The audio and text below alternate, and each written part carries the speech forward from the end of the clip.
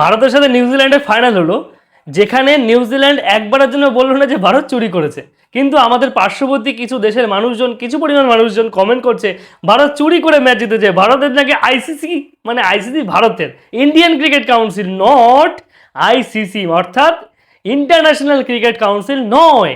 Santner বললো যে ভারত এত ভালো একটা ডিজার্ভিং টিম, ভারত 1 নম্বর টিম, ভারতের বিপক্ষে খেলতে পেরে ভারতের বিপক্ষে হেরে আমাদের মনে আরো কষ্ট না, আমাদের মনে আনন্দ হচ্ছে। কেন?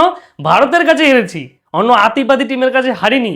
এই কথাটা কিন্তু বললো নিউজিল্যান্ডের ক্যাপ্টেন স্যান্টনার। কিন্তু আমাদের পার্শ্ববর্তী দেশে কিছু পরিমাণ মানুষ তো মানে যে কী যে কথা বলছে তারা নিজেরাই বুঝে পারছে না। কিছু পরিমাণ মানুষ, আমি সবাইকে বলছি না, কিছু পরিমাণ মানুষ এই ধরনের কমেন্ট করছেন, তাই তাদেরকে বলছি আপনারা বার্নল বা মলম লাগিয়ে নিন। ভারত পিচও পাল্টে দেয়নি, আর ভারত চুরি করেও ম্যাচ জেতেনি। তাই যে যারা খেলেছে তারা খুব ভালো করে জানে। তাই স্যান্টনারের কথাটা বা স্যান্টনারের ইন্টারভিউটা একটু ভালো করে দেখে নিন, বুঝলেন?